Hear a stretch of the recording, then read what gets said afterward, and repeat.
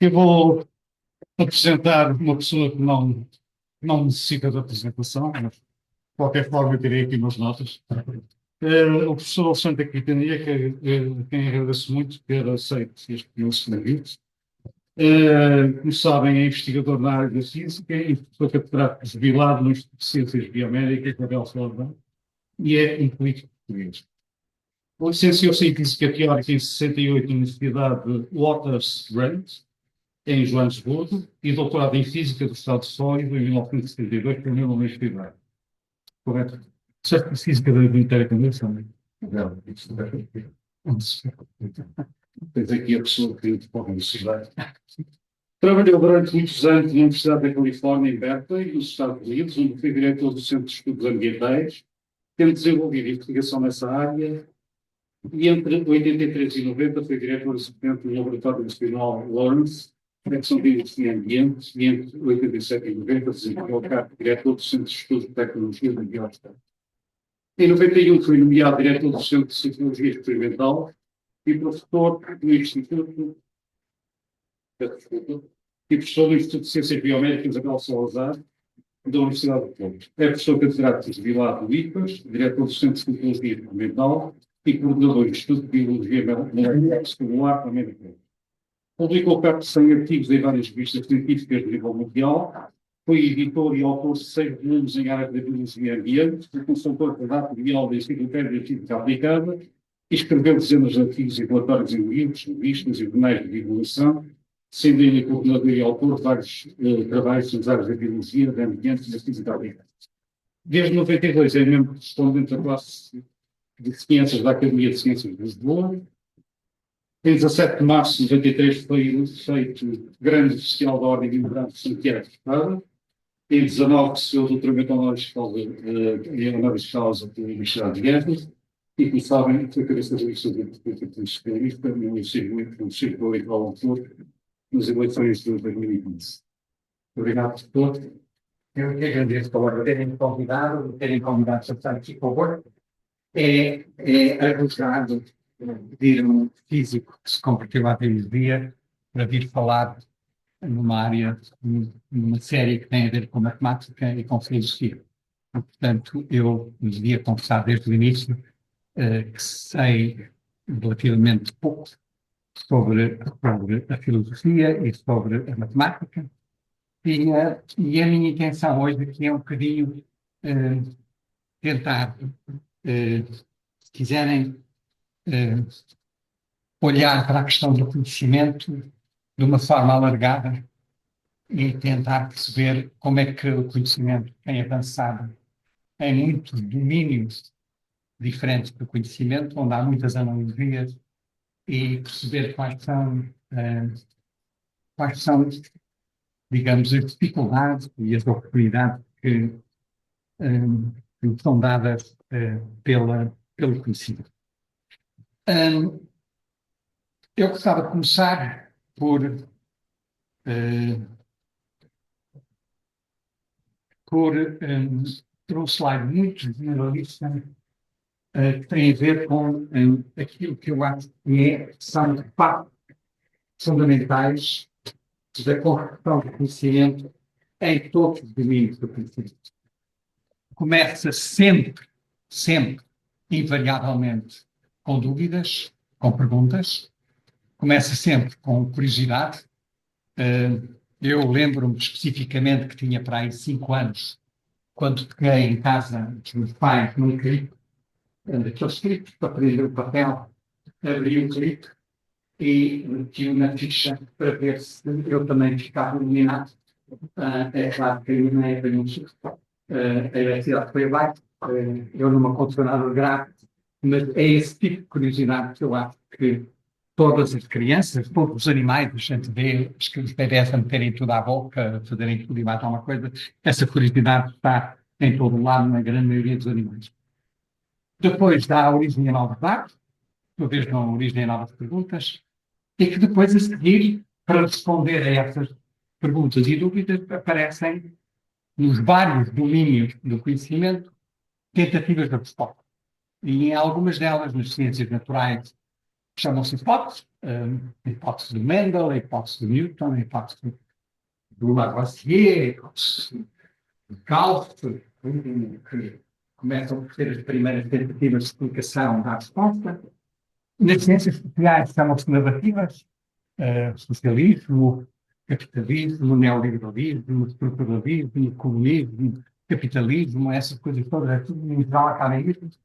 Depois, na literatura e na arte, as respostas são dadas na forma de representações de personagens, e todos nós, nesta sala, espero eu, temos na nossa memória livros ou peças ou museus, por citar, em que houve imagens ou personagens dos livros que nos marcaram, porque nos fizeram descobrir um pouco sobre nós próprios. A gente, ao ler A Guerra e Paz, ou a ler À Procura do Tempo Perdido, ou a ler o que vocês quiserem, tem muitas personagens que nos ajudaram a nós construirmos a nós próprios, a descobrir coisas que conhecíamos sobre nós próprios. Também há histórias que são contadas, os mitos da viagem do herói, da Disneyland, da construção do universo e do nascimento do ser humano, são mitos que existem em muitas religiões, muito parecidos, e que são tentativas de resposta.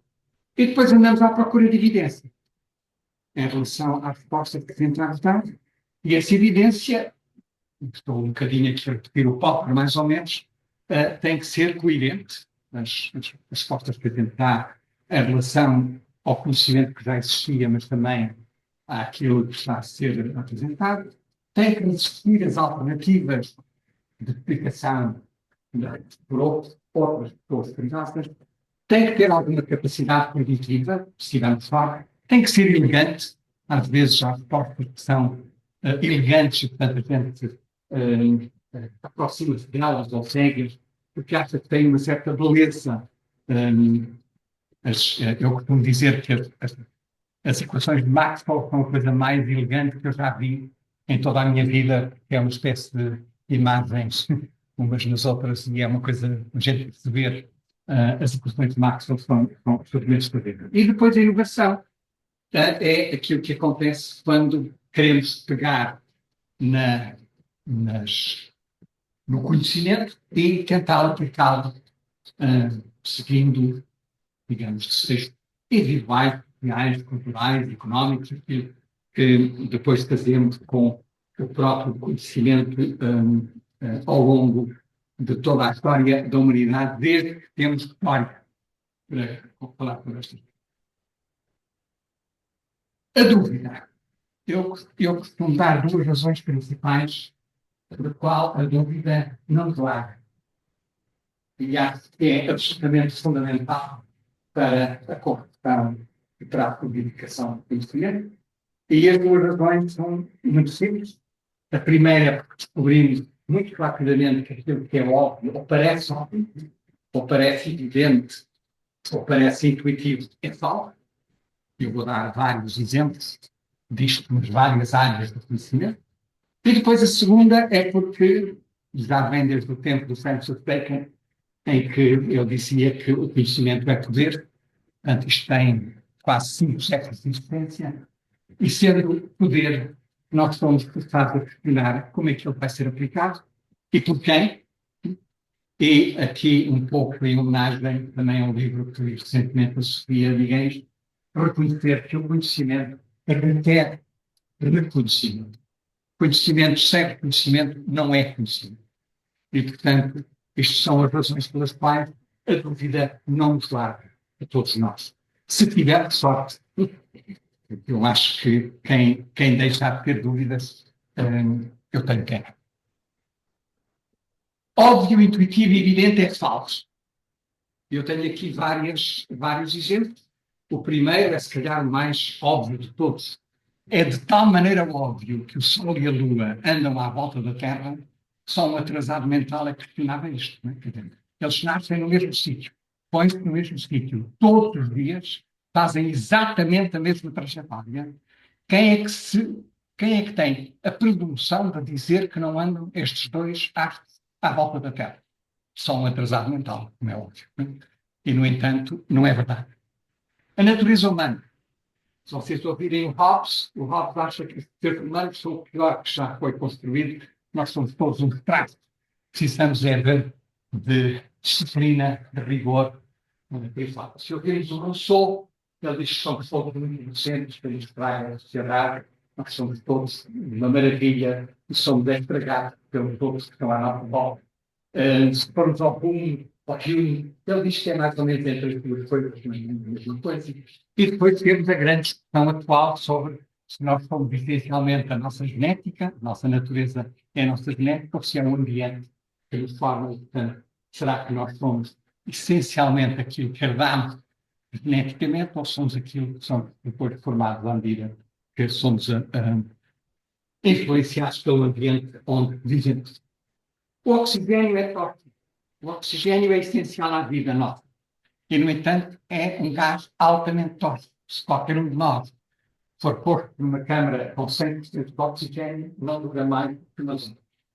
É um gás altamente tóxico que é oxidante. Oxida. É uma chatice. As chatices que têm a cara, eles têm a evidência, é o risco oxidativo. E nós não temos capacidade de limpar ou de perceber. E, portanto, o oxigênio interrompe as fontes, estraga a manteiga, estraga montes de coisas. É uma chatice o oxigênio.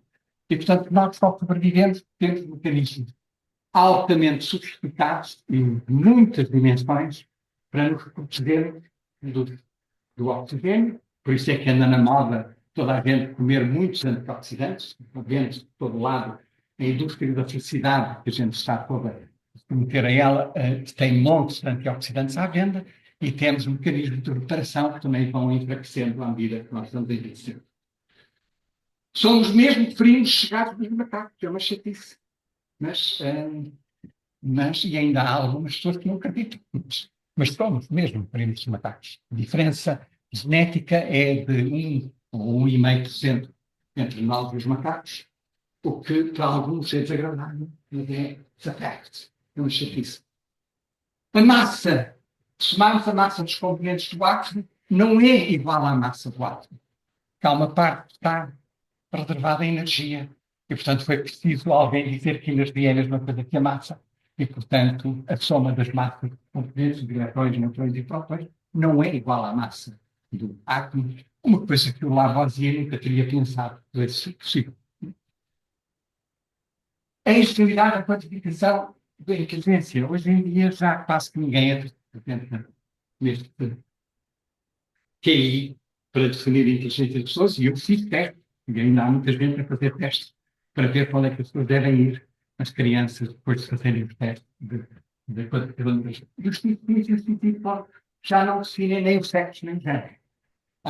Define não é só os géneros, mas também, por exemplo, as hormonas que são produzidas durante toda a diferenciação celular e o facto de que há pessoas, por exemplo, não têm receptores para certas hormonas masculinas ou femininas, e se não tiverem esses receptores, não se faz a diferenciação e a pessoa sai essencialmente como se fosse uma mulher, fisicamente, não tem os órgãos tão desenvolvidos, mas sem os receptores da testosterona, e há vários casos que aparecem, as pessoas são fisicamente femininas, têm útero, têm seios, têm tudo, não muito desenvolvidos.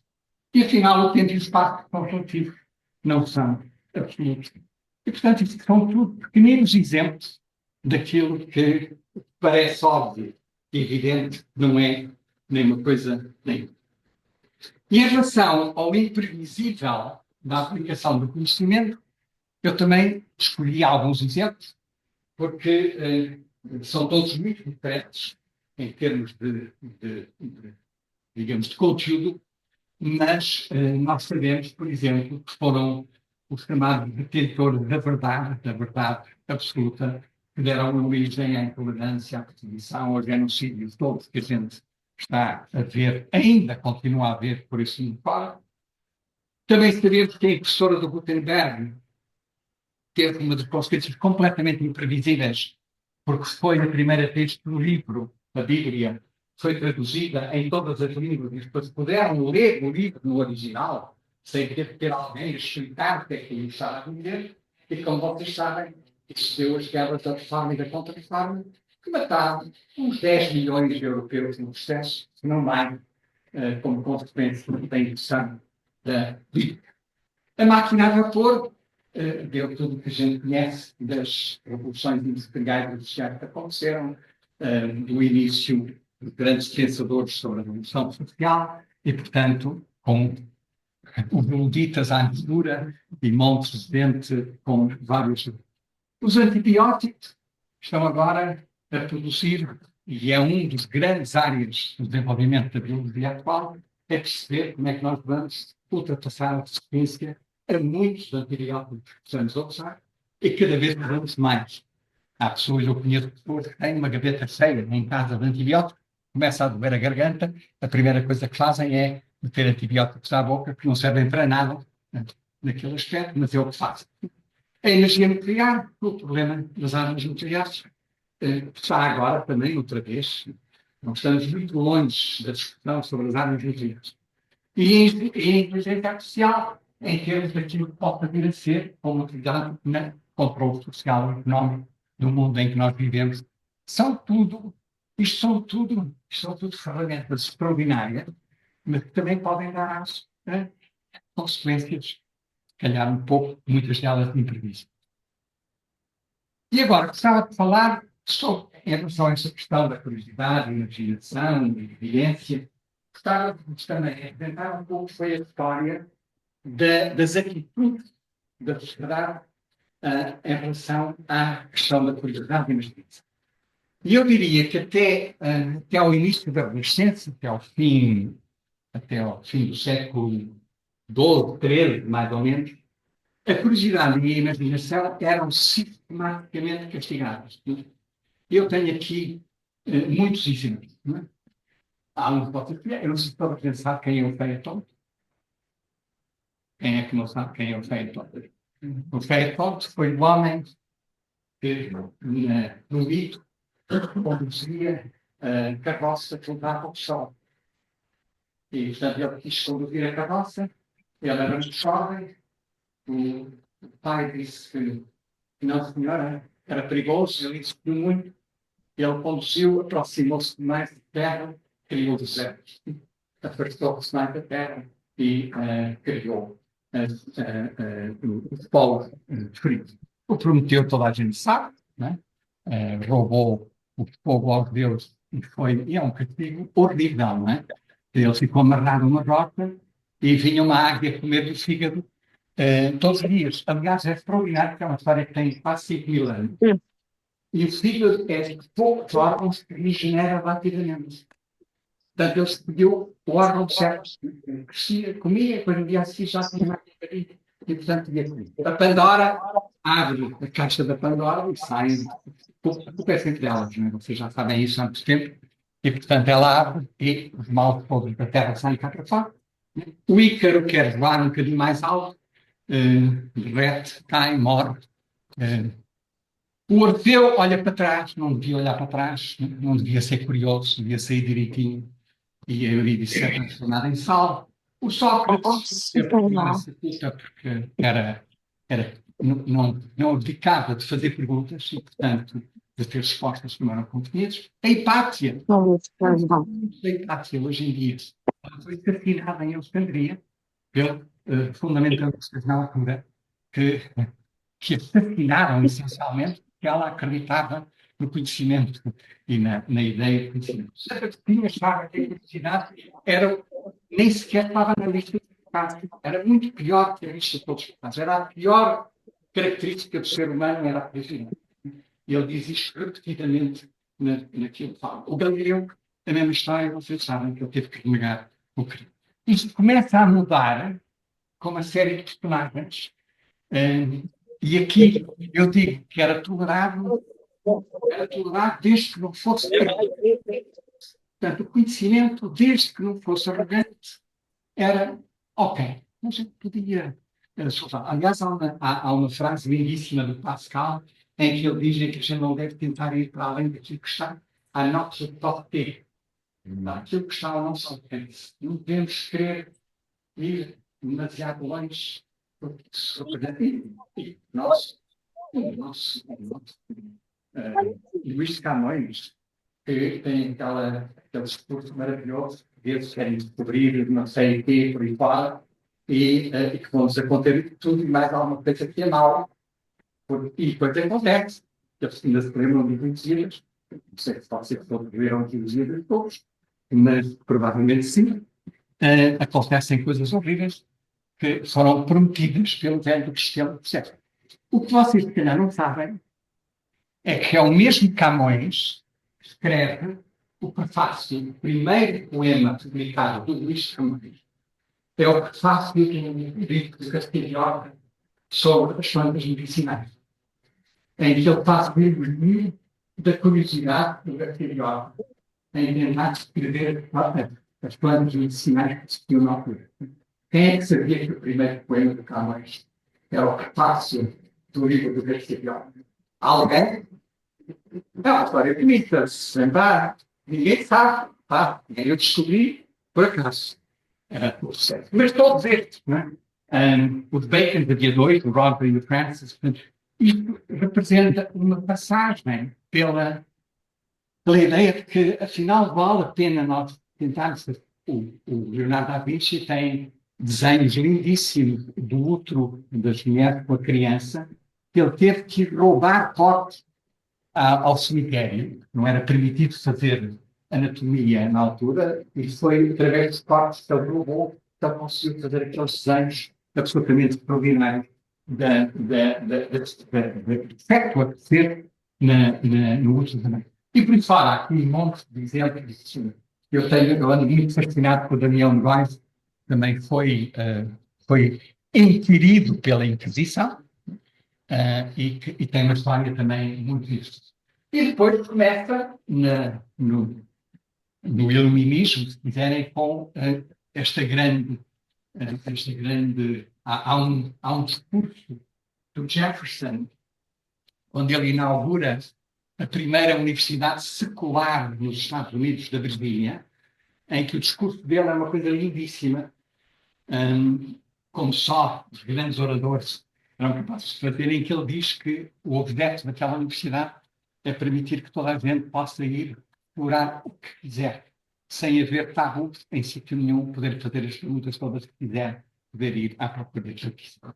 E, portanto, há aqui esta passagem, esta transição por aqui fora, mas também há, em relação à curiosidade e imaginação, também há uma data de alertas, que vocês também, muitos de vós, conhecem. Isto são tudo obras que apareceram como reação àquilo que era o produto de muita da tecnologia avançada que estava a desenvolver, desde o Frankenstein, que é uma obra lindíssima da Mary Shelley, que ela escreveu com 19 anos, é uma obra extraordinária, porque a mensagem do Frankenstein, aliás, é o nome do médico, não é o nome do morto.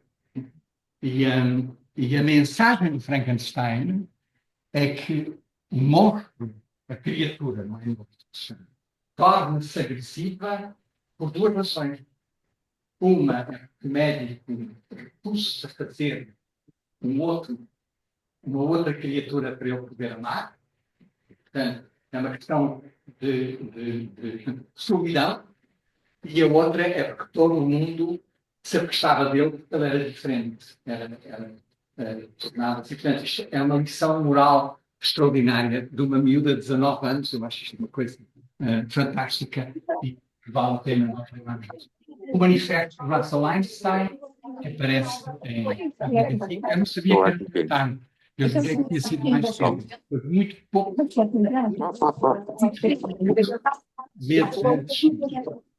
antes do Einstein falecer. A primeira nota sobre a questão do DDT, alguém tem o microfone ligado.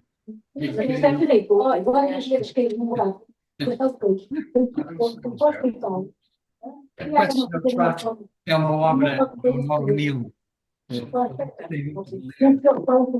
é um dos grandes problemas da tecnologia é a falta de confiança que nós temos cada vez mais em muitas coisas e, portanto, é um grande desafio que temos na nossa frente. E o último livro que saiu next do Harari sobre os problemas da inteligência artificial e aquilo que pode estar à nossa espera com o desenvolvimento da ciência. Em relação à evidência, às outras partes, como é que a gente chega àquilo que depois é usado na inovação? Eu acho que aqui, todos nós nesta sala, somos todos um bocadinho esquizofrénicos. Há dias em que a gente acorda e acha que está no mundo melhor possível. E é fazer o possível. Quer dizer, não é o melhor, mas é o possível, é o que a gente consegue. E quando fala do melhor possível, fala daquilo que é evidência à volta disso. Portanto, há uma abundância material enorme, a gente pode encomendar aquilo que quiser, na Amazon, se quiserem encomendar um elefante branco, desde que tenham dinheiro, podem encomendar, não há problema nenhum. A democracia e a autonomia das pessoas cresceu imenso neste último século. O tempo de vida é o dobro do que era para os nossos bisavós. A inovação é muito valorizada por aqueles que acham que estão no melhor mundo possível. E viajar é uma coisa fantástica que nós hoje podemos fazer, até nem custa muito dinheiro.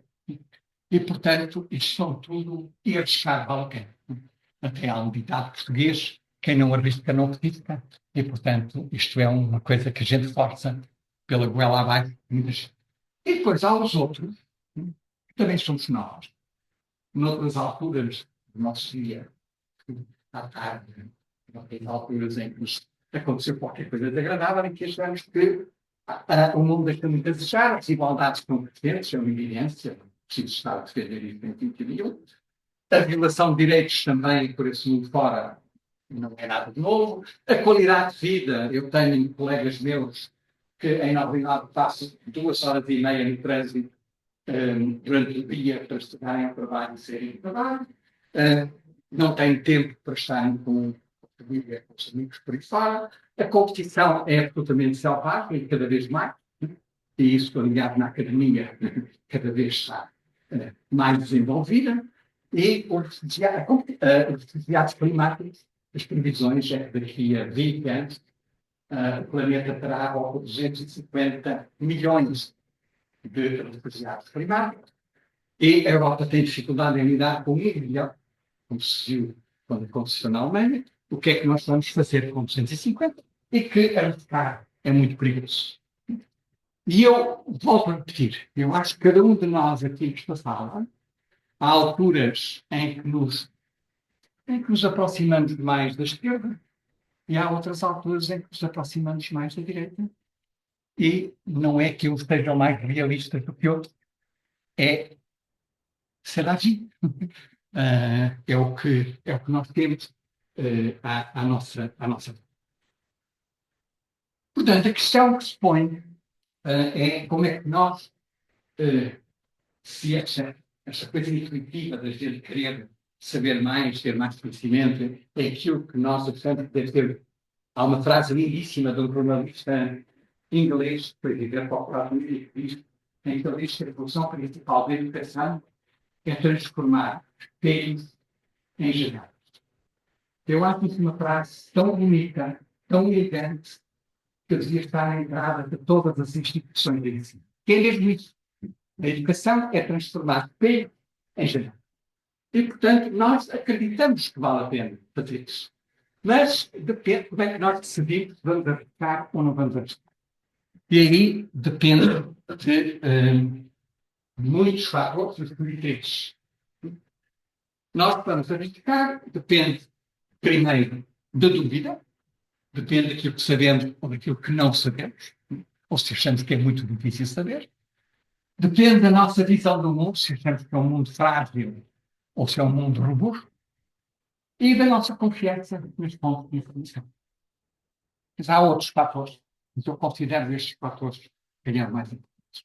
E agora gostava de falar um bocadinho cada um deles. Lidar com a dúvida. Eu li alguma revista científica há uns anos atrás, que eu adorei, que ela dizia isto. Há muita gente que acha que quem tem dúvidas é porque não conhece todos os dados. Não sabe. É ignorante. E, portanto, se a gente quer mais dados, são facilmente convencidos. Em inglês diz bullshit. É mentira. Porque, pressionados para alterarem as suas convicções, muitos selecionam os dados que reforçam a sua visão do mundo e desvalorizam os que enfraquecem. E todos nós nesta sala fazemos isso. Não há ninguém de nós que não faça isto. A gente pode ter os dados todos, vai escolher aqueles que mais reforçam os nossos argumentos. É normal. A gente quer convencer, em debate, quer convencer a pessoa com quem está a discordar. Portanto, isto é muito instrutivo. A gente perceber que é difícil.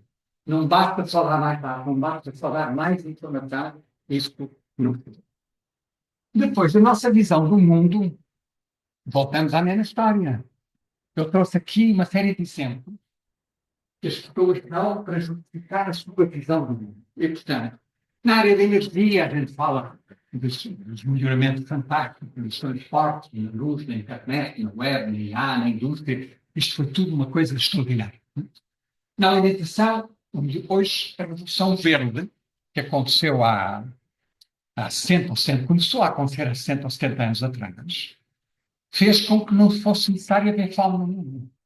Havia alimentação suficiente para todo o mundo. Ela era mal distribuída.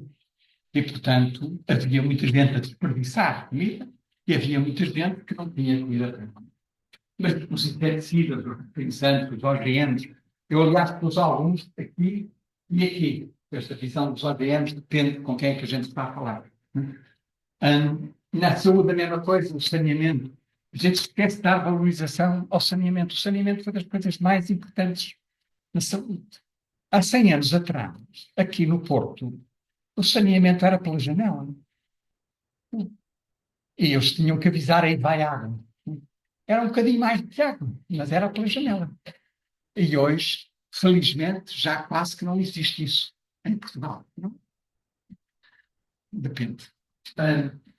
O social, por aí fora, se a gente olhar para a parte daqueles que acham que isto também tem coisas muito fortes, isto também não é invenção, as alterações climáticas estão a acontecer. Vocês virem imagens, hoje em dia, de Nova Delhi, parece Londres nos anos 50, quando houve o fog, o Big Fog de Londres, que já não existe. A gente esqueceu-se que já resolvemos isso. Não é?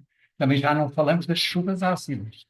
Também já não falamos do buraco negro, ou quase. Houve muita coisa que evoluiu, mas ainda há muita coisa que existe. Na alimentação, 50% da população. 50 é demais. Não é 50. Nos Estados Unidos, 50% da população é obesa. E nós para lá caminhamos. Devagarinho, devagarinho, mas para lá caminhamos. A fome, as contaminações, os OGMs, a saúde, a resistência aos antibióticos, o acesso à saúde, cada vez mais difícil em muitos sítios do mundo. Ter acesso à saúde, uma coisa que a gente acha que faz parte dos direitos. Os fundamentalismos da globalização são tudo exemplos que nós usamos quando estamos a discutir o nosso ponto de vista. A gente vai buscar esses exemplos para defender a nossa visão do mundo que temos. E como fortalecer a confiança? Aqui eu falei daquele livro da Nora O'Neill, que eu acho que é muito importante. Ela diz uma coisa muito simples: transparência e mais um acesso ilimitado a dados não aumenta a nossa confiança. A gente acha que talvez, mas não. O essencial é poder rastrear informação junto de fontes credíveis. E o que ela diz é: well-placed trust grows out of active inquiry. Dá trabalho ir à procura da informação que a gente possa ser, que a gente acha que seja credível. Dá trabalho, leva trabalho e, infelizmente, a política muitas vezes não tem esse tempo. Uma das coisas que eu aprendi nos poucos anos que eu passei na política é que nós queremos que as políticas sejam baseadas no conhecimento mais robusto que existe, como é óbvio, e muitas vezes a gente quer que eles tomem decisões antes de terem toda a informação, porque se não tomarem decisões não são eleitos outra vez e é uma chatice. E, portanto, pede-se esse passo. Em relação à inteligência artificial, eu acho que a potencialidade é uma ferramenta, mas também acho que há pessoas que estão preocupadas porque acham que não é só uma ferramenta. Também pode ser um agente de alteração de captação. E, portanto, as suas aplicações na área analítica são absolutamente fascinantes. Quantidade, aquilo que é possível fazer com trilhões de dados hoje em dia, nas mais variadas áreas, na física, na química, na engenharia, na agricultura, em tudo, é uma coisa absolutamente extraordinária. Na automação também, agora começam a aparecer primeiro pequeninos robôs. Eu não sei se vocês viram há uns anos atrás, lá tem uns anos atrás, um incrível vídeo sobre uma mulher tetraplégica a quem tinham colocado um espírito no cérebro. Isto já tem 6 ou 7 anos. Colocaram um chip no cérebro. O espírito estava ligado a um computador. E ela só a pensar dava ordens ao computador para ir buscar no chão do café, trazê-la à boca e pôr outra vez na cabeça. Só a pensar. Não tinha palavras, línguas, nem teclados, só a pensar. Isto hoje está muito mais desenvolvido em termos de aplicação que se fazem.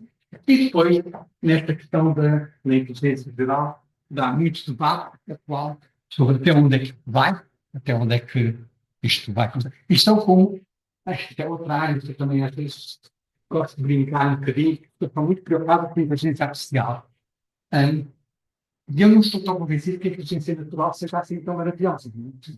Quer dizer, a gente deu o senhor da cor laranja para o lado do ciano. Deve estar certo que temos uma inteligência natural assim tão espetacular, estamos tão orgulhosa dela. Eu tenho algumas dúvidas. Não tenho assim, tenho dúvidas. Voltar na área das dúvidas. E, portanto, os potenciais são gigantescos e o impacto é crescente. Eu ouvi há umas semanas atrás, se calhar também já viram, a gente pede à máquina para escrever um poema sobre um tema à volta do campus. E depois pede para escrever um poema à volta do pessoa. E saem 2 poemas, a gente quase que acredita que é campus pessoa. Está tão desenvolvido que não é fácil distinguir as duas coisas que processo. E, portanto, começa a ser preocupante. E, portanto, em todas essas áreas, ela é enorme. E quando a gente ouve aqueles que trabalham na área, isto é absolutamente empolgante. Não é? Vocês que ouvirem o Arlindo Oliveira, o Arlindo Oliveira acha que a inteligência artificial vai resolver os problemas todos do planeta e do universo. Não há nada que não vá ser resolvido pela inteligência artificial. E ele é um otimista, eu também sou otimista. Não vou tão longe, mas se vocês lerem o Nexus do Harari, ele tem dúvidas sobre onde é que se vai. Mas essas dúvidas são as mesmas que eu illustrei antes, não é? Vamos lá. A impressora do Gutenberg produziu a reforma e a contra-reforma e ninguém estava à espera. Não era participar. E, portanto, é normal que isso aconteça. Se vocês ouvirem quem trabalha, até já agora há a descrição daquilo que é muito. Isto é para os físicos. A ideia de uma dono, como é que se traduz dono? Uma alvorada da ciência pós-teoria, em que não precisamos de teoria nenhuma, basta acumular muitos dados e a partir dos dados a gente sabe o que é que vai acontecer e os senhores juízes podem determinar quem é que vai para a cadeia e os senhores da saúde pública podem determinar quem é que deve fazer e quem é que põe em casa e, portanto, não precisamos de muita teoria. E depois os outros que saiam imprevisíveis, portanto, o que o Harari diz é isso. Never summon the power you cannot control. De facto, a diferença que eu falo. He summoned Mephistopheles. Então nós temos que ter muito cuidado com o we summon antes de avançarmos. E eu gostava de vos deixar com umas citações, todas as quais eu adoro, gostei muito, gosto de todas elas. Acho que todas elas são para mim, eu confesso que mais fora da caixa é do Leonard Cohen, que eu espero que muitos saibam, já ouviram e que gostam, e tem essa frase início. There's a crack in everything. That's how light gets in. Eu acho isso lindo. That if you don't have a crack, no light gets in. So you need a crack for the light to get in. E a última, que eu também adoro, do Francis Bacon, tem 400 anos, em que ele diz: Imagination was given to man to compensate him for what he's not imaginative, and a sense of humor to console him for what he is. E eu também adoro estas. Gosto das outras todas muito, mas, obviamente, que o grande homem da dúvida, para muitos de nós, continua a ser este senhor, o Montaigne, que tem esta frase muito bonita, que eu não sei se sempre apliquei na minha vida, infelizmente. Quando me contrariam, eu veio. Acordam a minha atenção e não a minha cólera. Isto é uma boa mensagem. O Montaigne tem montes. O Montaigne também foi prolífico, até escrevia nas paredes da casa onde foi viver mais tarde. Mas eu acho esta particularmente apropriada para um ambiente académico. Porque, em geral, nós não somos simplesmente generosos, muitas vezes, para pensar isso. E é tudo, meus caros. E muito obrigado pela vossa presença.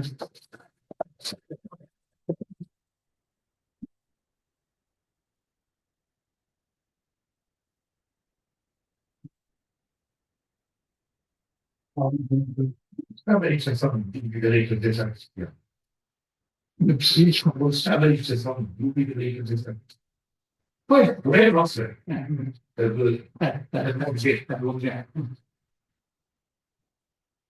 quer dizer, quando a gente fala daquilo que agora está,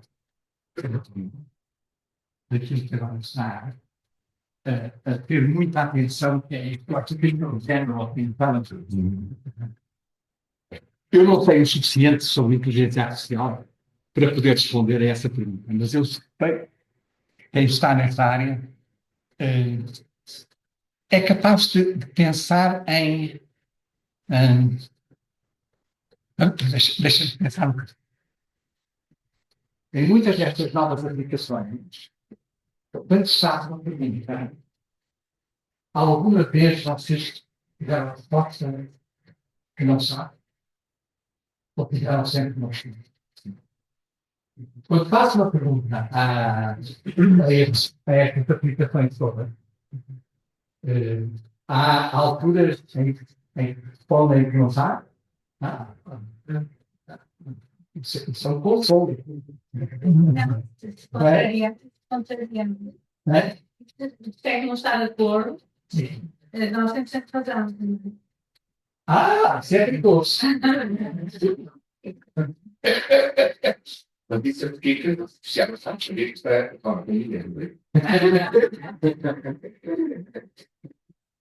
Não, mas eu tinha que estudar, Deus que recordar no festival científico da Inglaterra, de várias vezes mais. Ora, Pedro, Hoje em dia quase que não há outro termo. Ainda, as alterações climáticas ainda aparecem mais ou menos, mas ligeiramente. Porque há o fascínio e o receio. Nenhuma nem outra são infundadas. Nós estamos aqui de ideias, são poucos, outros são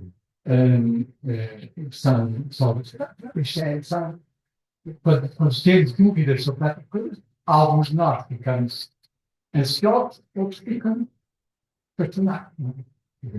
Eu participei, fiquei fascinado, e por isso tal, Não tiveste o filme. Eu jogava para a minha coisa que apareceu nos slides sobre aqueles factos óbvios e que não mencionou que é que 2% das nossas células não são brancas. O que é que isso refere? não, desculpa. É verdade, 2% das células que nós todos temos no nosso corpo não são células brancas. São células de bactérias, de fungos e de parasitas. E por isso é que está na moda hoje em dia o microbioma. Toda a gente anda. A indústria da felicidade é outro tema que eu acho que é uma coisas mais assustadoras na nossa vida. A indústria da felicidade passa a ter milhões de produtos para reforçar nossos microbiomas. Jogos, não sei o quê, mamouras, coisas para que o microbioma funcione. Mas isso é só de como.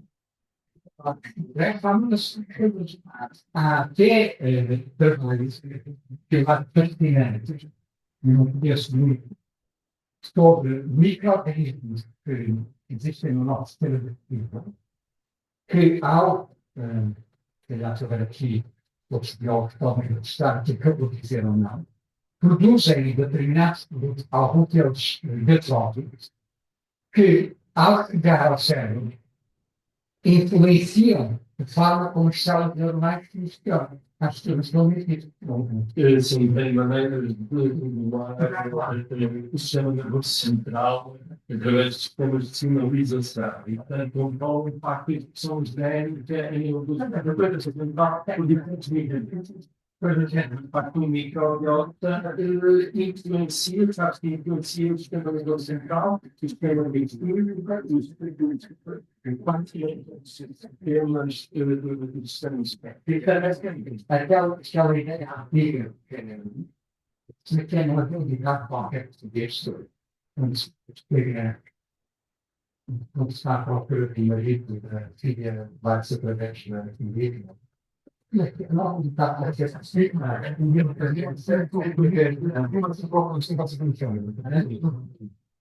São um bocadinho, não. Nós estamos a ver que toda a informação que vocês tomam, parece que eu vou dizer, o português é o primeiro que falta